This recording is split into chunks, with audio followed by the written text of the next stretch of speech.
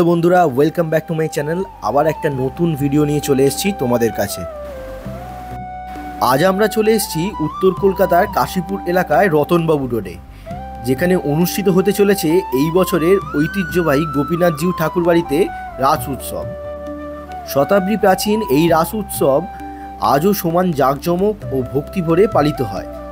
চলুন দেখে নেওয়া যাক এই উৎসবের কিছু মুহূর্ত। মেলার ভেতরেই ঢুকে প্রথমে রাস মঞ্চটা তোমাদের দেখিয়ে নেই। বেশ সুন্দরভাবে রাস মঞ্চটাকে সাজিয়ে নেওয়া হয়েছে।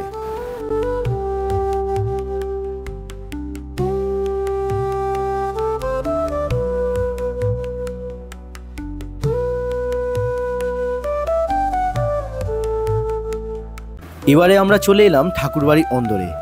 তখন চলছিল ঠাকুরের নাম গান।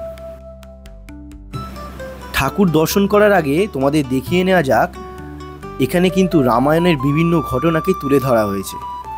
এক ঝলকে সেই ঘটনাগুলোকে দেখে নিই। স্থানীয় মানুষ জানায়, বহু বছর আগে এই মন্দিরে রাধা গোপীনাথজিউর প্রতিষ্ঠা হয়। সেই থেকে প্রতি বছর কার্তিক মাসের পূর্ণিমায় এখানে পালিত হয়ে আসছে রাসযাত্রা। মন্দির থেকে শোভাযাত্রা বেরিয়ে এসে ঢাক, শঙ্খ আর আলোর ঝলকে ঠাকুরকে নিয়ে যাওয়া হয় রাস মঞ্চে। সেখানেই শুরু হয় রাধা গোপীনাথের মিলন উৎসব। 4 দিন ধরে এই উৎসব পালন করা হয়। প্রতিদিনই এখানে ভক্ত দর্শনার্থীর ভিড় উপচে পড়ে থাকে।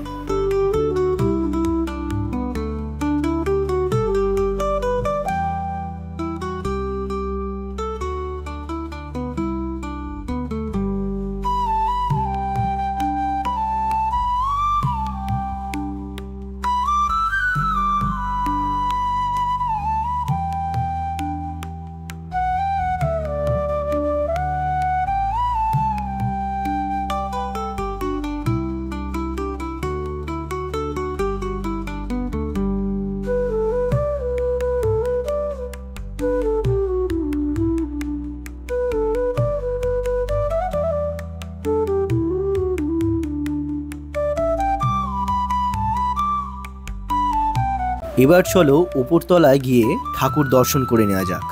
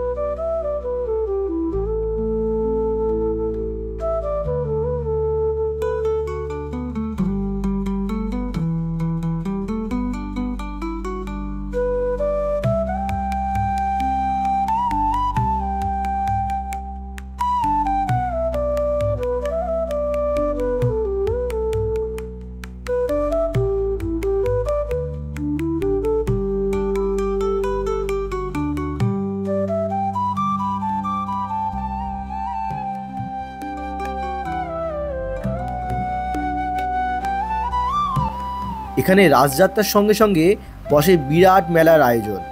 শহরের নানা প্রান্ত থেকে মানুষ ছুটে আসে এই মেলায় অংশ নিতে। উৎসবের শেষ দিনে পালিত হয় গোষ্ঠ উৎসব। সকালে ঠাকুরকে আবার মন্দিরে ফিরিয়ে আনা হয় ভক্তিগীত ও মন্ত্রোচ্চারণের মধ্য দিয়ে। এইভাবেই সম্পূর্ণ হয় গোপীনাথজিউ ঠাকুরের রাসযাত্রা।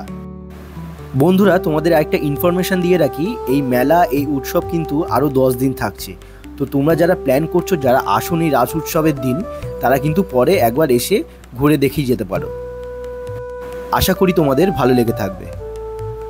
জায়গাটার exact location, map, Google link আমি সব দিয়ে দেবো ডেসক্রিপশান বক্সে, চেক আউট করে নিতে পারো।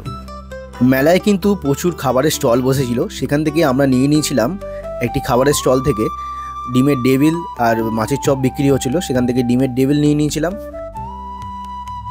তারপর আরেকটা খাবারের স্টল বসেছিল, সেখানে কিন্তু ফালুদা পাওয়া যাচ্ছিলো, বিভিন্ন ফ্লেভারের ফালুদা, আইসক্রিম ফালুদা থেকে শুরু করে মিল্ক শেক সবই পাওয়া যাচ্ছিলো। সেখান থেকে আমরা নিয়ে নিয়েছিলাম একটা বাটারস্কচ ফ্লেভারে ফালুদা।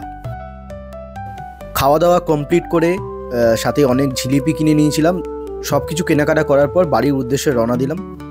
যদি ভিডিওটা ভালো লেগে থাকে তোমাদের, তাহলে অবশ্যই একটা লাইক করে দিও আর কমেন্টে জানিও কেমন লাগলো।